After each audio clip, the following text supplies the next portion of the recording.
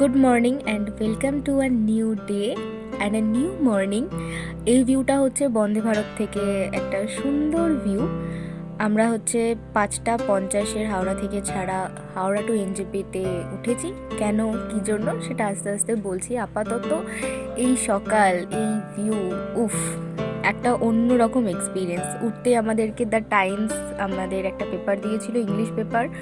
আনন্দবাজার আমাদের আরেকটা দেওয়া হয়েছিল, বাংলার ইংলিশ, আর এই জলের বোতলটা দিয়েছিল ওখান থেকে। আমাদের ট্রিপটা ছিল 4 থেকে 5 দিন, 14ই নভেম্বর। সরি ফর দ্য লেট, আমার এত ল্যাদ লাগে যার জন্য সব ভিডিওগুলো আর কিছুই করে ওঠা হয় না। তারপর দ্বিতীয় কথা হচ্ছে, তারপর হচ্ছে এখন স্পেস ফুল হয়ে গেছে, এবার মনে হচ্ছে যে না, কিছু একটা করতেই হবে। তো সুন্দর একটা ভিউ এনজয় করছি আর প্রাণটা চা চা করবে না, সেটা বেসিক্যালি আমার ক্ষেত্রে ইম্পসিবল। আর তারপরেই চলে এসেছিল এই চা আর ইউনিবিকের এই বিস্কুটটা খুব ভালো ছিল। চাটার এরকম দেওয়া হয়েছিল, আর সাথে একটা চাটাকে মিক্স করার জন্য একটা কাঠি দিয়েছিল। তারপর হচ্ছে গরম জল দিয়ে গেল আমাদের কাপে করে। আমারটা আসছে, আর ততক্ষণে আমার ঠিক হয়ে গেছে যে আমি 2টো চা খাবো, কারণ আমার সামনে যে জন বসেছিল সে চা খাবে না, আর আমি তো চা ছাড়বো না। তো আমার চা আর তারটাও আমি খেয়েছিলাম। চাটা ওকে ছিল, খুব পাতলা ছিল চাটা, ঠিক আছে, চলে যাবে। এই যে আমার সামনে রাখা আর একটা কাপ, আর এটা আমার সেকেন্ড ওয়ান চলছে। Thank you Vande Bharat. আমি চা নিয়ে সব জায়গাতেই খুব টেনশানে থাকি, তো চা খেতে খেতে ততক্ষণে এনজয় করছি। আর বাইরের ভিউটা তো সুন্দর, ততক্ষণে রোদ উঠে গেছে।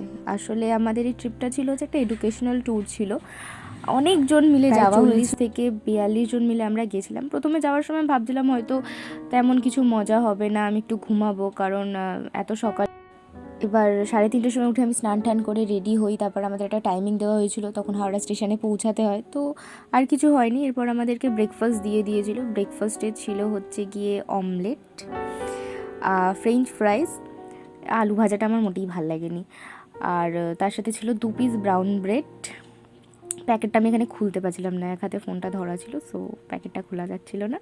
2 পিস ব্রাউন ব্রেড ছিল, একটা বাটার দিয়েছিল, ওদিকে একটা জ্যাম রাখা, আর সাথেই লটে চকোপাই কেক কাম বিস্কুট যেটা বলে আর কি, ওটা দিয়েছিল। সবাই ততক্ষণ শুরু করে দিয়েছে, আমারও খাওয়া দাওয়া চলছে আর কি।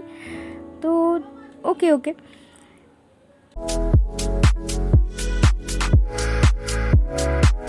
আমি খেয়ে দিয়েও ভেবেছিলাম একটু ঘুমাবো, মানে টায়ার্ড লাগছিল বেসিক্যালি, কিন্তু বন্ধুরা একসাথে হলে যা হয়, ঘুম তো হয় না। দ্বিতীয় কথা হচ্ছে পুরোটাই আমাদের মনে হচ্ছিল, এত লোকজন, এত লাগেজ, সব তো আমাদেরই, তো আর সবার সাথে থাকতে যা হয়, ঘুম তো হয় না। প্লাস বাইরের এমন একটা ভিউ যে চোখ তো বন্ধ করতেই দেবে না।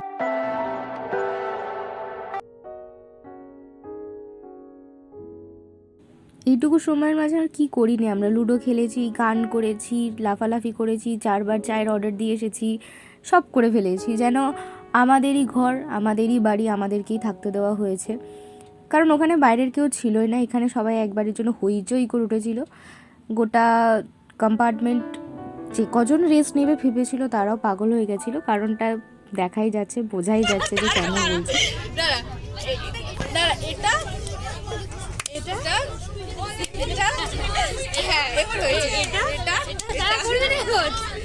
এখানে আমরা কিছু পাগল হয়ে গেছিলাম।